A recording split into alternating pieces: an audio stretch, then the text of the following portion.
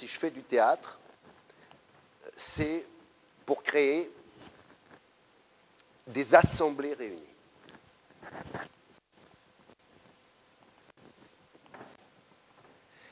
Et ces assemblées réunies,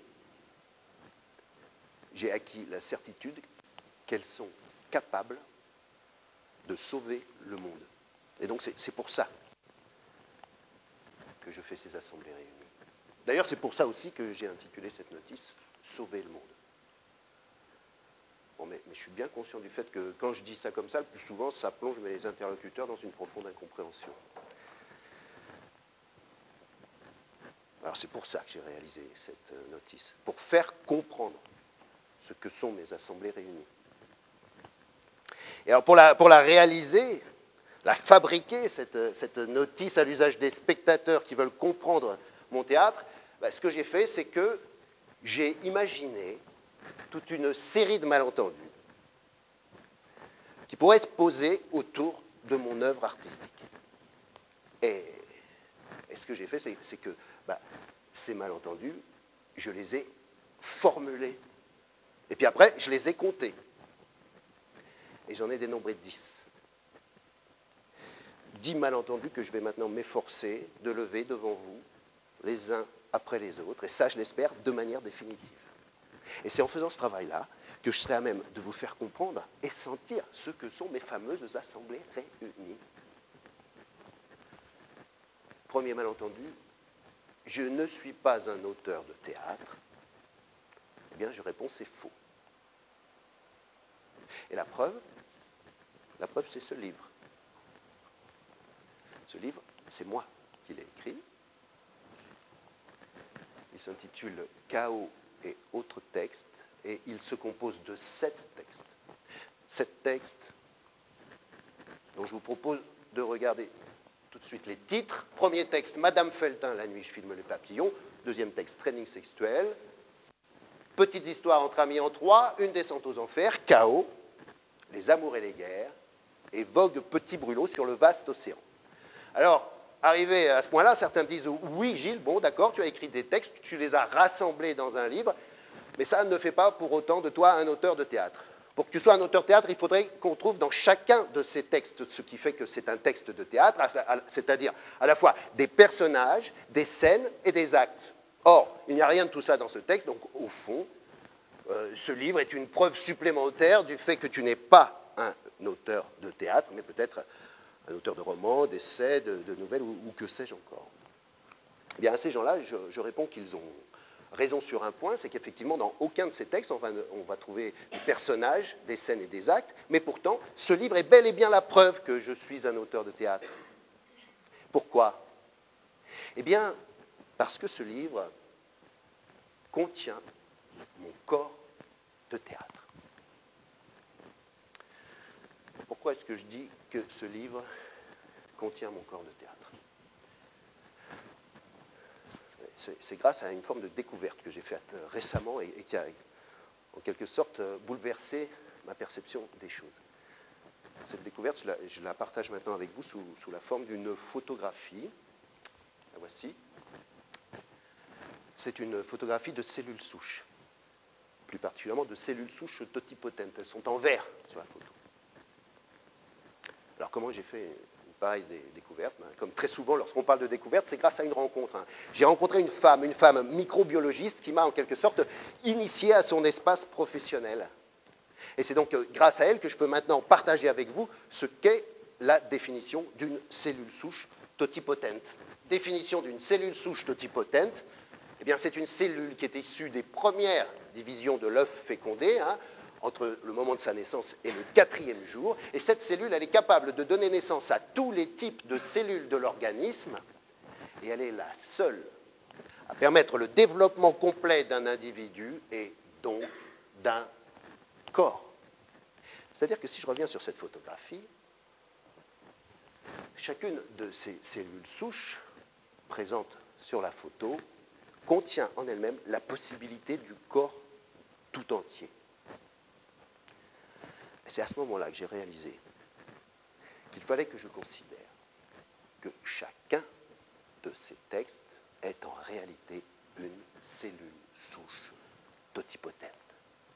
Parce que chacun de ces textes permet d'accéder à mon corps de théâtre. Attention, il ne faut pas pour autant confondre mon corps de théâtre avec ce livre, hein, parce que mon corps de théâtre, il existe avant ce livre, il existe à côté de ce livre, et il existerait même si ce livre n'existait pas. Hein. Pourquoi? Qu'est-ce que mon corps de théâtre? Eh bien, mon corps de théâtre, c'est l'ensemble des spectacles que j'ai réalisés, montés sur des plateaux de théâtre, ou bien qui existent encore aujourd'hui, ou qui existeront peut-être demain.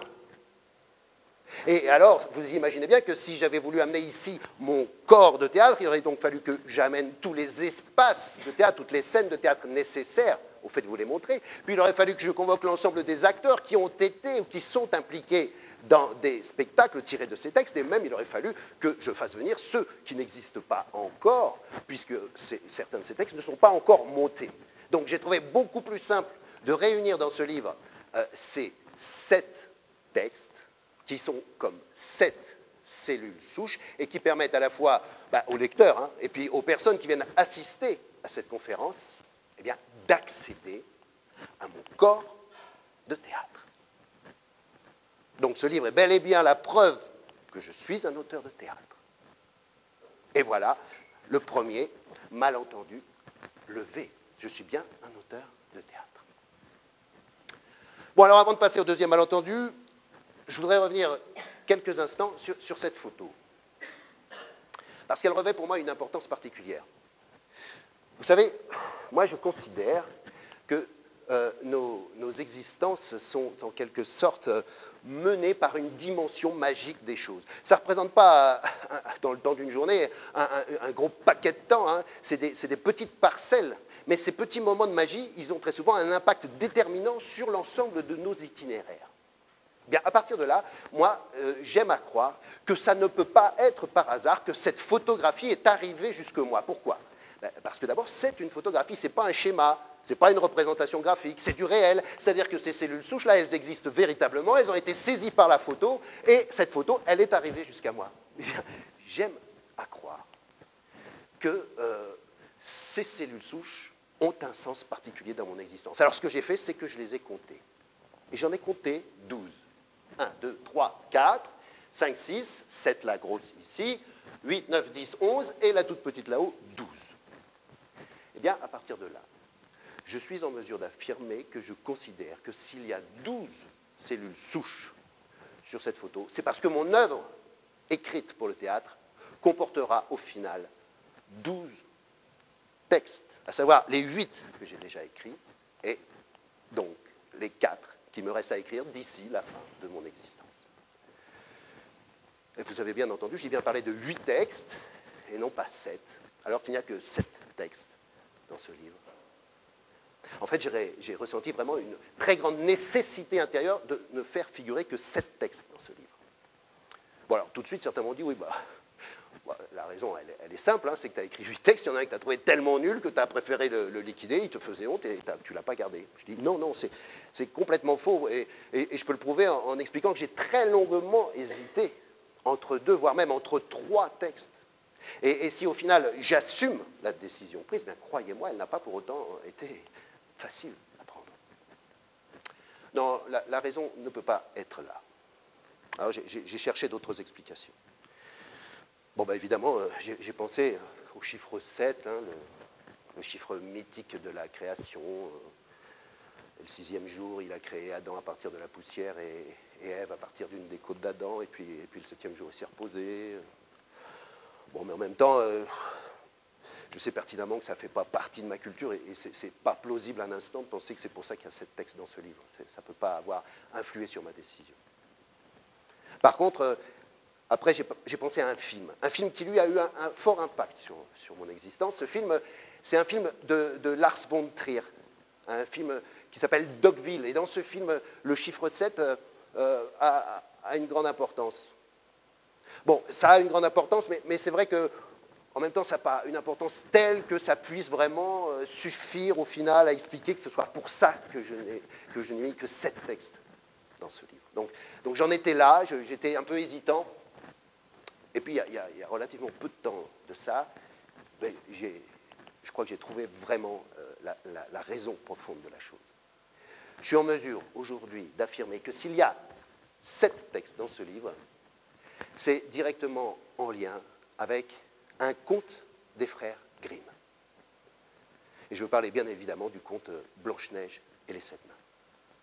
Et même plus précisément de l'adaptation cinématographique qu'en a faite Walt Disney dans son dessin animé Blanche-Neige et les 7 nains qu'il a réalisé il y a de très nombreuses années. Parce que ça, c'est vrai que c'est un dessin animé qui a accompagné toute mon enfance. C'est-à-dire que ces personnages de nains, ils ont été là pendant tout le temps. Et c'est évidemment pour ça que j'ai associé en fait chacun de mes textes l'un à Hatchoum, l'autre à Dormeur, l'autre à Grincheux, l'autre à Prof, l'autre à Joyeux, etc. etc. C'est-à-dire que je suis vraiment en mesure de faire une analogie très précise entre chacun de mes textes et chacun des petits nains de Blanche-Neige et les 7 nains. Alors, on n'a pas assez de temps. J'ai peut-être pas assez la forme pour vous détailler chacune de ces analogies-là ce soir, mais croyez-moi, je pourrais être très très explicite sur chacune d'entre elles. Donc, au final, ça fait 7 petits nains pour 7 textes, 7 textes comme 7 cellules souches, 7 cellules souches qui permettent d'accéder à mon corps de théâtre, un corps de théâtre que je pourrais donc presque prénommer Blanche-Neige. Voilà. Au final, j'ai fait le tour de ce premier malentendu, je suis bel et bien donc un auteur de théâtre, et on peut passer au second malentendu. Malentendu numéro 2. Mes textes de théâtre sont incompréhensibles, il n'y a pas d'histoire, tout se mélange, ces textes ne racontent rien. Décidément, on ne peut pas écrire comme ça, vraiment là, ça ne va pas du tout, ça n'a pas de sens, c'est n'importe quoi. Bon, alors c'est vrai, c'est moi qui les ai formulés, ces malentendus. Donc on pourrait me dire, vraiment, là, Gilles, tu charges un peu la mule, tu vas dans l'exagération, tu charges en violence, tu charges en agressivité. Bon, Et moi, je dis attention, c'est moi qui suis dans ce champ professionnel. C'est moi qui sais comment ça circule, c'est moi qui sais ce qui se dit, ce qui se raconte. Et je me suis dit, non, Gilles, tu ne vas pas te défiler, tu vas les lister, ces arguments, et puis tu vas les mettre à bas, les uns après les autres, en faisant face. Alors on y va. Premier argument. Mes textes sont incompréhensibles. Ce que je peux dire là-dessus, c'est que lorsque je suis en train d'écrire, jamais je ne me pose la question une seconde de savoir si ce que je suis en train d'écrire est compréhensible ou bien ne l'est pas.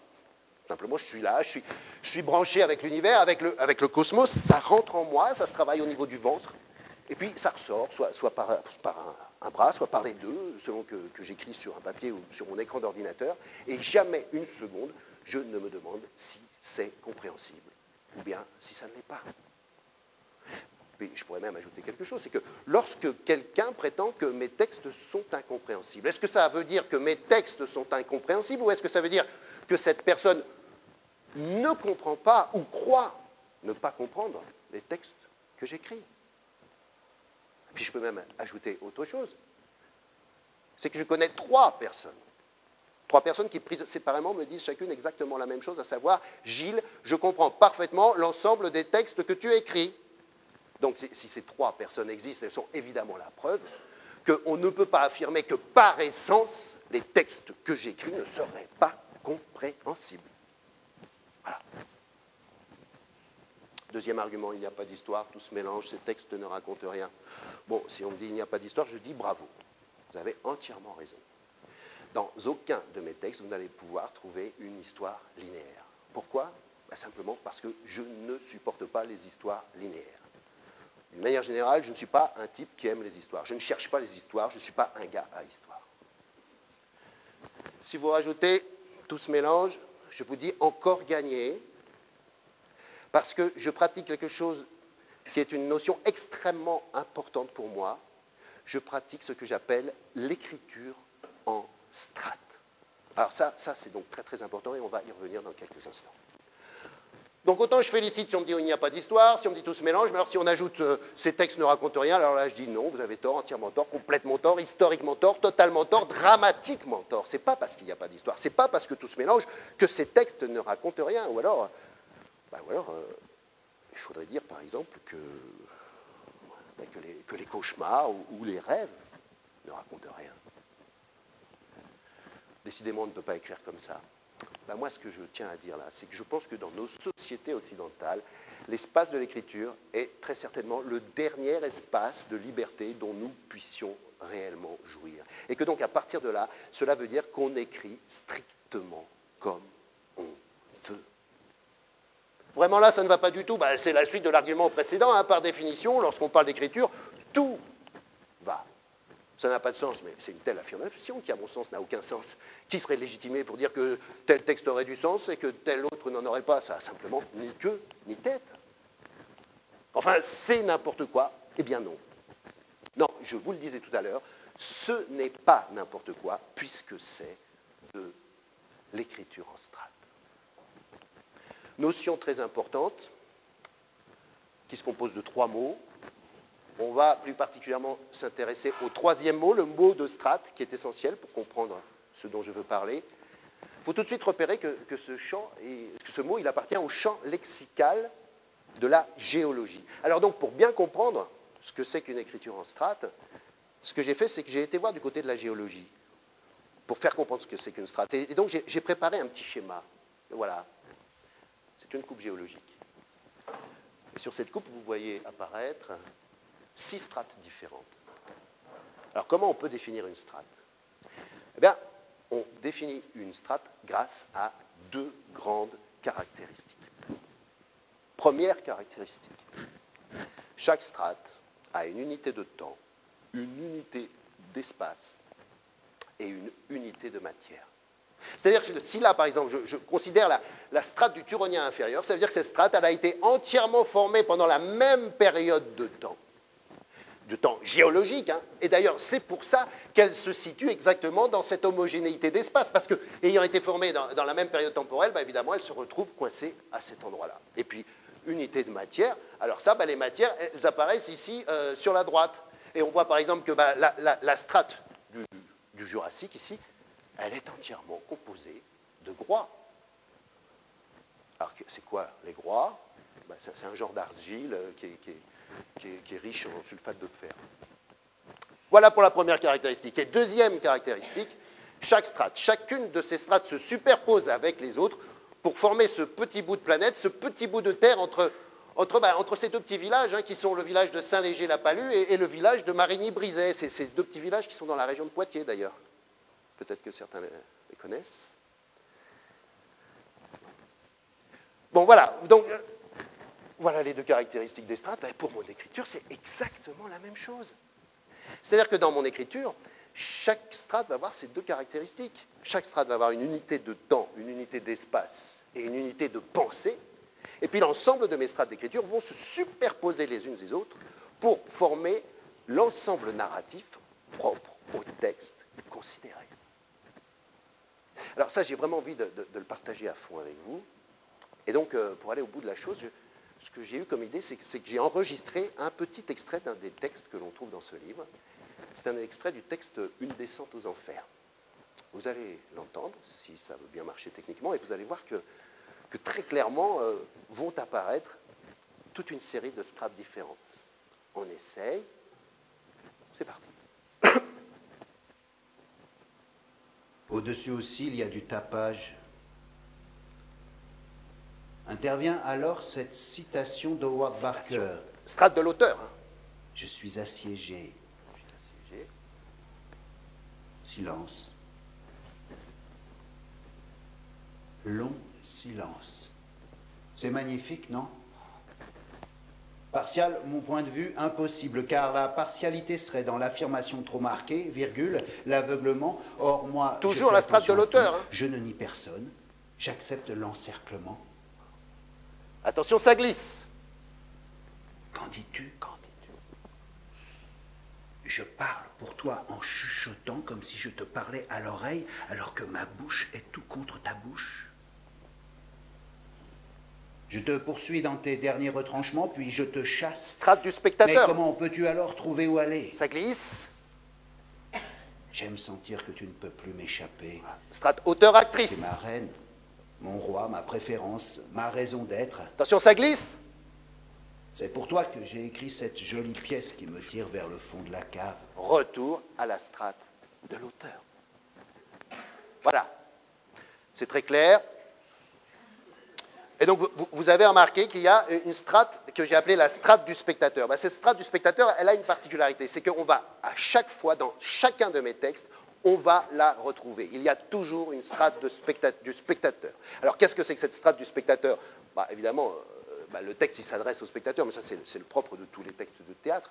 Mais je dirais qu'au-delà de ça, elle a la particularité de mettre en situation partagée tout ou partie des spectateurs avec les acteurs qui sont engagés dans la forme artistique qui est en train de se dérouler. Voilà.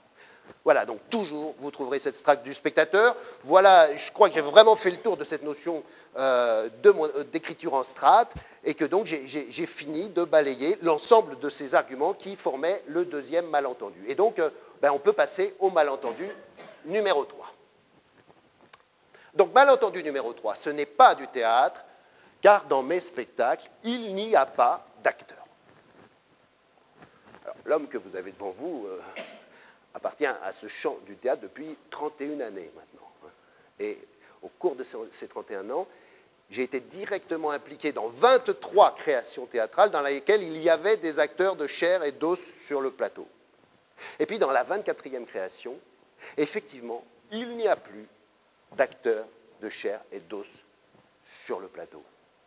Vous voyez donc que c'est un phénomène très minoritaire. J'ai réalisé un petit graphique sous la forme d'un camembert pour bien vous faire saisir la chose. Vous avez ici en rouge l'ensemble des spectacles auxquels j'ai participé, dans lesquels il y a des acteurs de chair et d'os, plus de 95% des cas. Et puis, petit camembert jaune, petite tranche jaune de camembert, un cas, le 24e, moins de 5% des cas dans lesquels il n'y a pas d'acteurs de chair et d'os sur le plateau.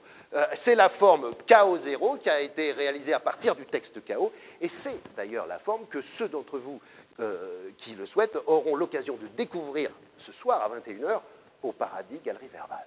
Donc vous voyez bien qu'il serait extrêmement exagéré d'en conclure qu'il n'y a pas d'acteurs dans mes spectacles, même si c'est en même temps la preuve que mon théâtre peut éventuellement permettre de créer des spectacles dans lesquels il n'y a pas d'acteurs de chair et d'os. Ceci dit, ce n'est pas très original. Il y a des genres théâtraux dans lesquels il n'y a pas d'acteurs de chair et d'os. Le théâtre de marionnettes, par exemple. Voilà. Donc alors, malentendu suivant, c'est le malentendu numéro 4. Ce n'est pas du théâtre, car dans mes spectacles, il n'y a pas de scène. Bon, alors, ce que je tiens à dire d'abord, c'est que c'est absolument pas, pour moi, un point de vue idéologique. D'ailleurs, la meilleure preuve, c'est qu'on est bien dans cette configuration-là ce soir, puisqu'on a quand même très nettement, je crois, un espace scénique, et puis ici, un espace dans lequel se trouvent les spectateurs. Donc, ce n'est pas un refus idéologique de ma part, a priori, de dire qu'il n'y a pas de scène dans mes spectacles. Bon, alors on me dira aussi, c'est vrai, c'est pas à proprement parler de mes spectacles, puisque c'est une forme de conférence. C'est vrai aussi.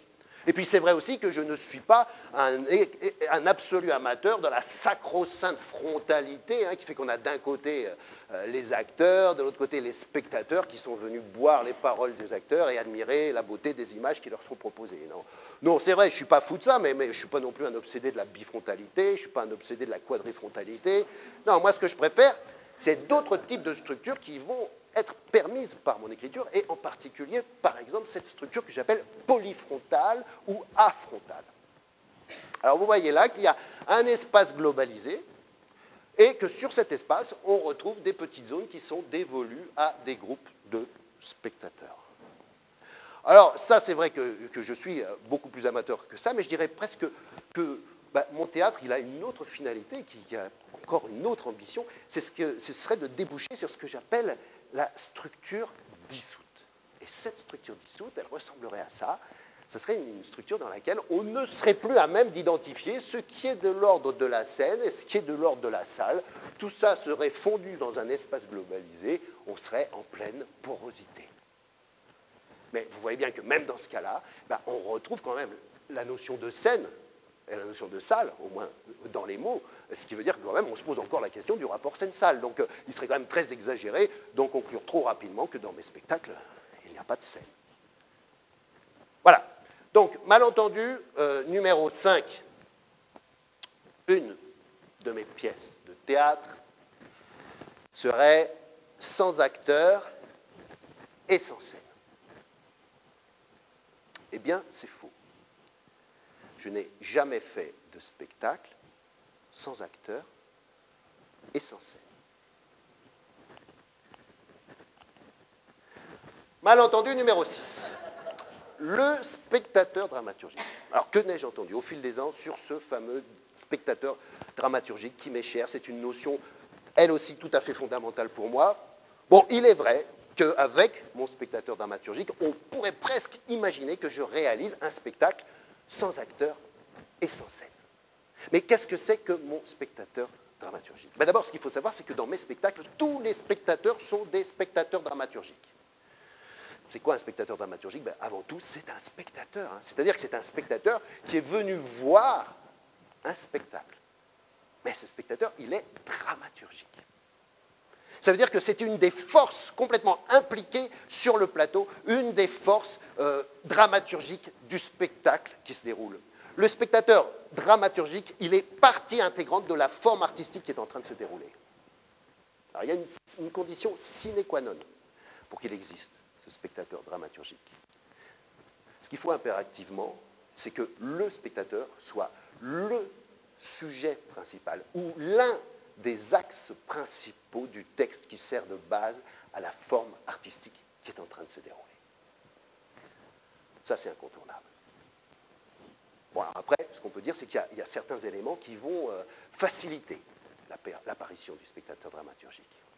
Ainsi, on peut très bien dire qu'il faut que le spectateur dramaturgique soit un spectateur qui soit vu, ça c'est le mot important, vu par les autres spectateurs comme faisant partie du spectacle. C'est-à-dire que si je reviens sur la diapositive de tout à l'heure, sur la structure polyfrontale hein, ou affrontale, bon alors, c'est exactement la même photo, mais j'ai simplement enlevé le mot salle qui n'a plus de sens dans ce contexte-là, et je l'ai remplacé par le double indice, F1, F6, H1, H6, F pour femme, H pour homme.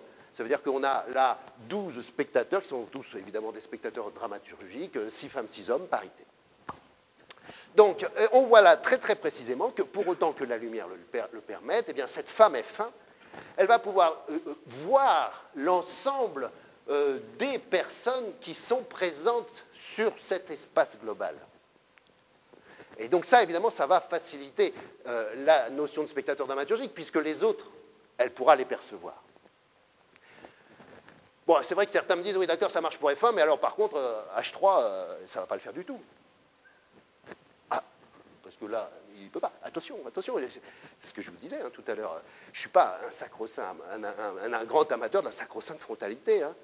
Ce qui veut dire que pour moi, le spectateur, il n'est pas définitivement pinqué sur son axe et fixé. Hein. Il peut jouir de liberté. Hein. Il peut aller de la droite vers la gauche, il peut aller de la gauche vers la droite. Et donc, il va pouvoir lui aussi percevoir l'ensemble des choses qui l'entourent.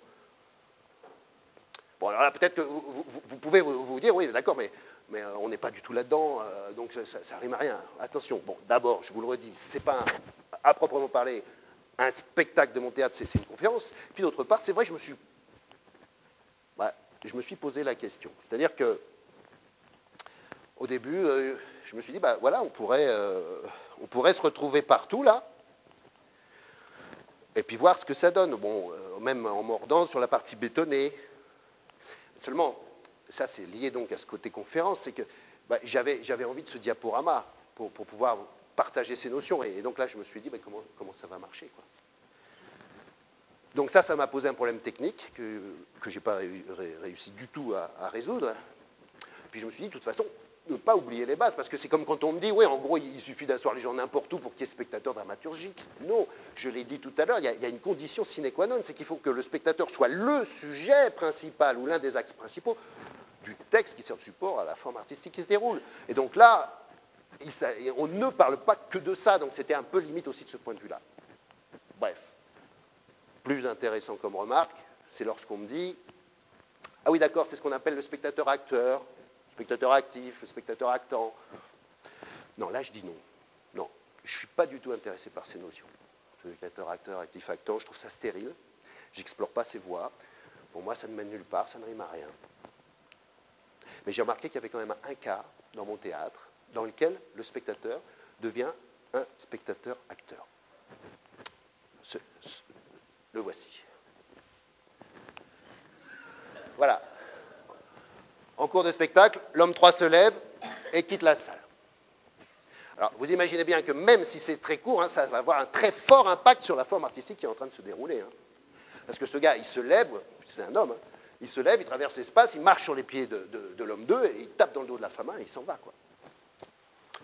Bon, pourquoi il fait ça? Il doit avoir ses raisons. Ça peut être par exemple parce qu'il a envie d'aller aux toilettes ou il a un léger malaise. Bon, ça peut être aussi qu'il s'ennuie, parce qu'on s'ennuie souvent au théâtre. Ça peut être aussi que... Alors ça, oui, ça peut être aussi que c'est une obligation qui lui est faite de l'extérieur.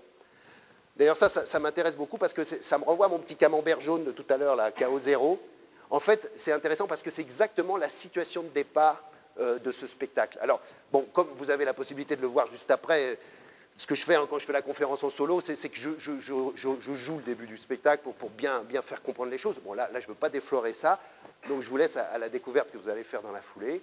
Mais sachez-le, oui, effectivement, c'est même le sujet de mes spectacles, ce départ par contrainte extérieure d'un des spectateurs du spectacle. Voilà ce que je voulais dire sur cette notion de spectateur-acteur, actif-actant.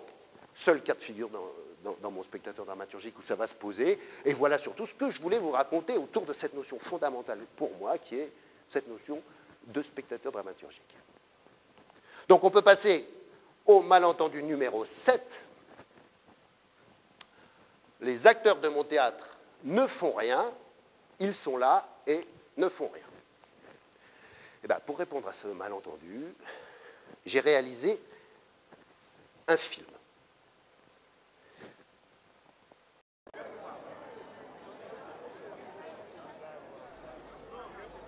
Qu'est-ce que ne rien faire? Dans mon théâtre, les acteurs paraissent peut-être ne rien faire, mais est-ce que cela veut dire par ailleurs qu'ils ne font rien? Être là n'est-il pas déjà une action, donc du faire? Être là, c'est agir au moins pour se tenir debout, ou assis, ou couché. D'autre part, je l'avoue, parfois je demande aux acteurs de mon théâtre de ne rien faire. Et alors? Pourquoi me le reprocherait-on? J'ai le droit de demander aux acteurs de ne rien faire. Et j'affirme par ailleurs que ne rien faire est une des choses les plus difficiles à faire qui soit. Nos sociétés ont évacué totalement l'inaction. Elles lui ont attribué une valeur négative. Pour quelle raison l'action aurait une valeur plus grande que l'inaction?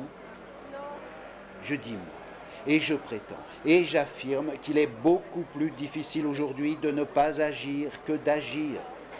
Que la grande difficulté des hommes d'aujourd'hui est d'échapper à l'agir.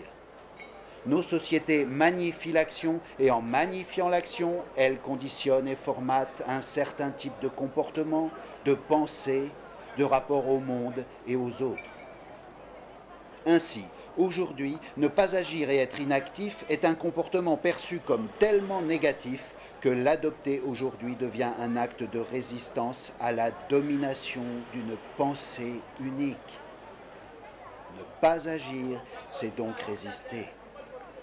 Ne pas agir, c'est créer une manière de résister et de regarder autrement le monde. Donc oui, je demande aux acteurs de mon théâtre de ne pas agir.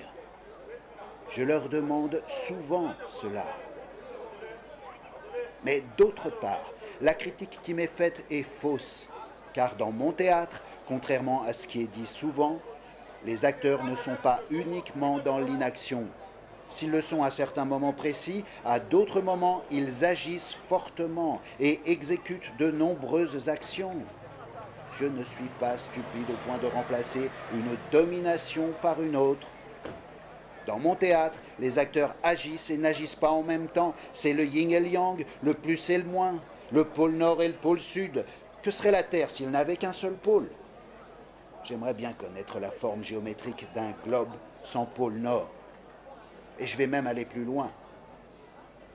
Ce que je cherche dans mon théâtre, ce sont précisément des acteurs qui savent aller ainsi de l'agir au non-agir. Ce que je cherche, c'est un acteur sachant osciller entre action et inaction, entre je joue et je ne joue pas, entre je suis embarqué dans une histoire et je m'arrête et parle avec des spectateurs, entre je suis habité par une passion ou une idée qui emporte mon être et mon corps, et je ne suis pas habité du tout, et pas du tout emporté, et pas du tout transcendant. Bref, dans mon théâtre, les acteurs ne font pas rien, ils oscillent.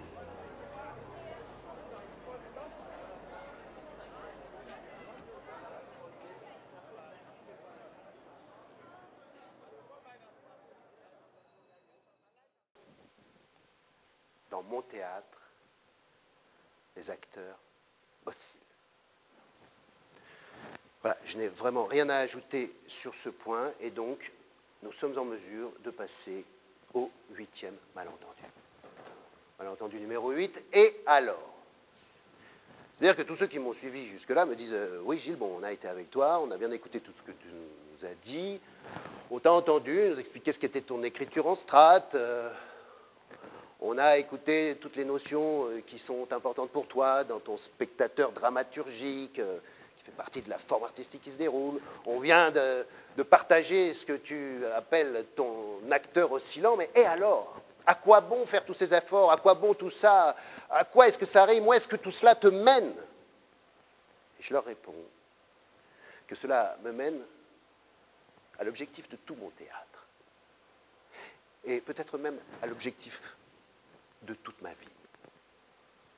Cela me mène à créer des assemblées réunies.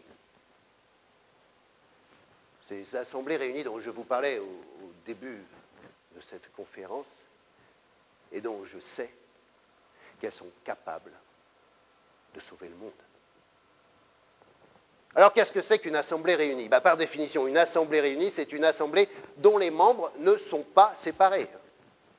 Nous vivons depuis notre naissance dans un monde de la séparation. C'est une distance organisée entre chacun et tous. On n'a plus aucun accès au réel. Nous croisons dans des situations occasionnelles des gens isolés qui vont au hasard. Nous n'avons plus accès qu'à des représentations. Par exemple, on nous loge dans des habitats collectifs, mais on s'y retrouve dans des petites cages à lapins qui sont rigoureusement séparées les unes des autres. Notre journée, elle est divisée en petites séquences temporelles très rigides. Je sais qu'il y a des lycéens, là, par exemple, ce soir, ils savent ce que c'est que de passer d'une heure à une autre, de sonnerie en sonnerie. Puis il y a la récré, et puis il y a l'heure d'aller fumer la clope, etc. Mais tout ça, c'est régimenté, et tout ça est hermétiquement clos. Et à partir de là, on n'a plus accès à la force transversale du réel des choses. On nous invite à élire nos représentants qui après seront amenés à parler et à décider à notre place. Le secteur des dirigeants est aujourd'hui celui-là même du spectacle. Et puis je pourrais multiplier les exemples à l'infini. Dans le théâtre, c'est exactement la même chose. J'en ai parlé tout à l'heure, il y a la séparation entre la scène et la salle, entre les acteurs et les spectateurs, entre les spectateurs de l'orchestre et les spectateurs du balcon, entre le metteur en scène ou la metteur en scène et les acteurs, entre le metteur en scène et les actrices, entre les loges des garçons et les loges des filles, entre les techniciens et les acteurs, entre les techniciens et les metteurs en scène, entre l'assistant ou l'assistante et le metteur en scène, entre l'assistant et les acteurs, entre le metteur en scène et les producteurs, entre le producteur et les huissiers, bref, séparation. Eh bien moi, grâce à ces trois pivots fondamentaux que sont à la fois mon écriture en strate, avec cette strate très particulière qui est la strate du spectateur dont je vous ai parlé tout à l'heure. Grâce à mon spectateur dramaturgique qui fait partie intégrante de la forme artistique qui se déroule, et grâce à mon acteur oscillant qui est capable d'osciller entre l'action la plus intense et la simple présence la plus nue, je suis à même de créer des assemblées réunies, c'est-à-dire des assemblées dont l'ensemble des participants, quelle que soit par ailleurs leur fonction, eh bien, ces participants ne sont plus séparés par de fausses catégories. Si je fais du théâtre, c'est pour ça. C'est pour créer des assemblées réunies. Si je fais du théâtre, c'est pour créer des assemblées réunies. Je le dis et je le répète, pour répondre à tous ceux qui me disent « Mais pourquoi tu fais du théâtre? Tu pourrais tout aussi bien faire de la peinture. » Non, je fais du théâtre pour créer des assemblées réunies. Et là, on est vraiment au cœur de mon projet. Hein. C'est le noyau dur, c'est le centre, c'est vraiment là que ça se passe. Donc, bon, il reste de malentendus, mais sachez-le, là, on est sur l'essentiel. Alors, on passe quand même au 9e malentendu. Voilà. Mon assemblée est une réunion d'alcooliques. Ça, il faut savoir que ça circule véritablement. On l'entend, hein, on l'entend. Et je suis même en mesure de dire que si on l'entend, c'est à la fois parce que, bien sûr, vous l'imaginez là-dedans, une réelle malveillance, mais c'est aussi parce qu'à la base, il y a un réel malentendu. Je m'explique. J'ai l'habitude de dire que l'ensemble des personnes qui forment mes assemblées réunies sont des acolytes. Et je pense que simplement à la base, la personne, elle a mal entendu et qu'au lieu d'entendre le mot acolyte, elle a entendu le mot alcoolique. Et puis après, sa malveillance naturelle a fait le reste. Hein. Alors non, je le précise, il n'y a aucun lien obligatoire entre un alcoolique et un acolyte. On peut très bien avoir des acolytes alcooliques ou des acolytes sobres. Il n'est pas nécessaire de souffrir d'une quelconque addiction pour faire partie des acolytes de mes assemblées réunies. Voilà, je crois que ce n'est pas la peine de s'apesantir. Et nous pouvons passer donc au 10e et dernier malentendu. Malentendu numéro 10. Je chercherai à créer une assemblée réunie pour ne plus être seul dans la vie ou pour me soigner. Oui, ça c'est moi qui le formule. Oui. Mais si je le formule, c'est parce que je sais que c'est là, je sais que ça flotte. C'est là en implicite, en demi-explicite, en explicite. Et pourquoi c'est là? Pourquoi j'en suis sûr que c'est là? Simplement parce que c'est tout bêtement que quand on veut s'attaquer à une démarche radicale, à une démarche sincère, à une démarche entière, et puis qu'on voit qu'il y a du répondant, que c'est du costaud, que ça tient la route, qu'est-ce qu'on fait? On s'attaque à la personne. Alors voilà, je serai seul dans la vie et puis je ferai du théâtre pour me soigner. Je vais répondre très simplement. D'abord, sur la question de la solitude. Si vous m'avez écouté tout à l'heure, lorsque je parlais de la question de l'incompréhension, je vous ai parlé de ces trois personnes qui, prises séparément, me disent toutes les trois exactement la même chose, à savoir, Gilles, je comprends parfaitement l'ensemble des textes que tu écris. Vous pensez bien que ces trois personnes, si elles comprennent tout ce que j'écris et qu'en plus elles aiment tout mon travail, c'est pas par hasard, hein, c'est parce que c'est des très proches, c'est des intimes. Hein. En fait, il s'agit de ma femme et de mes deux fils. Bon. Eh bien, elles sont la preuve incarnée que je ne suis pas seul dans la vie. Bon, puis pour ce qui est de se soigner, donc je serais quelqu'un de malade, quelqu'un qui serait en grande souffrance, quelqu'un qui devrait impérativement être dans une dynamique de thérapie pour cesser de souffrir, pour cesser d'avancer masqué. Hein. Là, je vais répondre également très simplement. Hein. Je comprends très bien qu'à certains moments de son existence, on puisse être confronté à de telles souffrances qu'il devienne absolument impératif de s'en sortir, et de s'en sortir, je dirais, en priorité. Ce que je peux affirmer, c'est que si à un moment ou à un autre je me trouve confronté à une telle situation, mais moi, immédiatement, ce que je décide, c'est d'avoir recours au service de spécialistes. Pourquoi? Mais parce que je crois que je suis assez bien placé pour savoir que le théâtre, par rapport au niveau d'exigence qu'il recèle, et par rapport même à la manière dont il fragilise ceux qui empruntent ce chemin, ne peut pas constituer un moyen de thérapie. Au contraire, vous êtes certain, si vous faites ça pour vous soigner, d'aller directement et à très court terme, droit dans le mur. Donc non, je ne fais pas de théâtre pour me soigner, c'est clair, net et précis. Reste que, il est légitime de me dire, mais alors oui, mais Gilles, il est où ton moteur? Et là encore, je vais répondre très simplement. Si je fais du théâtre, c'est parce qu'à travers ça, je cherche à vivre des moments d'intensité et de vibration. Bon, alors là, il y en a plein qui me disent, mais alors là, mais t'es complètement fou, se donner tant de mal pour vivre des moments d'intensité et de vibration, c'est juste n'importe quoi, parce qu'il y a 1000 manières dans la vie de vivre des moments d'intensité et de vibration. Mais je dis oui, vous avez sûrement raison, il y a d'autres manières de vivre des moments d'intensité et de vibration. D'ailleurs, moi-même, j'ai vraiment exploré d'autres voies. Hein. Par exemple, j'ai un passé d'agriculteur. Hein. C'est-à-dire qu'à un moment de ma vie, j'ai tout arrêté pour faire une formation agricole. Et puis j'ai passé mon diplôme, et puis je l'ai eu. Et puis à partir de là, j'ai décidé que j'allais m'installer comme fermier. Je trouvais une très belle exploitation en Dordogne, Périgord, dans un environnement sublime. Et puis, ce que j'ai décidé de faire, c'est de faire un petit élevage d'agneaux bio, et puis d'y accoler un petit atelier de volailles bio également. Et puis le tout sur un système de vente directe. Et puis c'était tellement, tellement beau comme environnement que je me suis dit que j'allais faire une ferme pédagogique, que j'allais accueillir des enfants pour leur faire découvrir à la fois ce lieu magnifique et puis mon système d'exploitation. Tout était prêt à démarrer. Et puis à ce moment-là, j'ai eu un énorme conflit avec la propriétaire, puisqu'il s'agissait d'un projet de fermage. Et ce conflit, évidemment, il a porté sur les tarifs de location, location des bâtiments, location des terres. Et ça a été tellement violent que le projet s'est interrompu du jour au lendemain.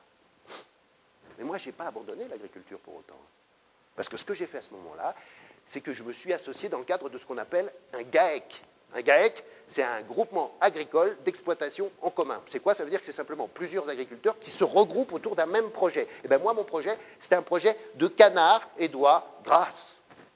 Alors ça veut dire que ces canards, je leur ai donné à boire et à manger, puis aussi à des oies. Puis quand ils ont été bien nourris, qu'ils ont bien bu, qu'ils ont été prêts, bien élevés, je les ai rentrés pour les gaver. Alors je les ai gavés 2 fois par jour pour les canards, 3 fois par jour pour les oies, c'est 15 jours pour les canards, 3 semaines pour les oies. Et puis quand ils ont été bien gavés, je les ai tués, je les ai plumés, je les ai vidés, je les ai découpés, je les ai transformés en foie gras, en rillettes, en pâté, en confit, en magret, en cassoulet, en y ajoutant des petits haricots de Narbonne et puis des petites saucisses de porc bio. Puis j'ai été les vendre dans toute la France sur un système de vente directe chez l'habitant. Et puis j'en ai mangé. Et c'était très bon. Et d'ailleurs, ils le sont encore. Mais ça a été comme pour le coup de la ferme. Je n'ai pas vraiment rencontré l'intensité et la vibration escomptée dans cette voie-là. Mais ça ne veut pas dire du tout que pour autant, ça soit impossible de rencontrer intensité et vibration dans le domaine de l'agriculture. Mais je peux simplement affirmer que ça n'a pas été mon cas.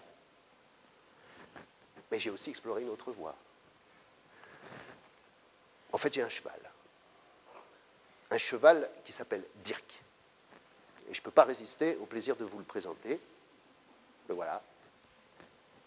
Alors ça, c'est une photo qui a été prise le matin, parce qu'en fait, le matin, je lui amène du grain, systématiquement. Et c'est vrai qu'on a vraiment vécu des grands moments d'intensité et de vibration. Dans cette logique du voyage à cheval, ce système homme-animal qui fait que l'on a parcouru ensemble la surface de la planète et qu'évidemment, on a vécu des moments très forts dans ce rapport au paysage, dans ce rapport à la nature et au-delà de ça, au cosmos et même à tout l'univers. Certes, mais même si ça, je ne peux pas le nier, je me suis rendu compte assez vite que je ne connaissais pas par cette voie-là mon plein épanouissement. Et en fait, assez récemment, j'ai compris que c'était pour une raison très simple. C'est que pour que je m'épanouisse vraiment pleinement, des moments d'intensité et de vibration qui soient collectifs. C'est-à-dire partagés par un grand nombre d'êtres humains. Et alors là, toujours les mêmes me disent, mais c'est pire que tout, parce que si ce que tu cherches, c'est l'intensité et la vibration collective, alors rien de plus simple, va dans les églises, va sur les stades de foot.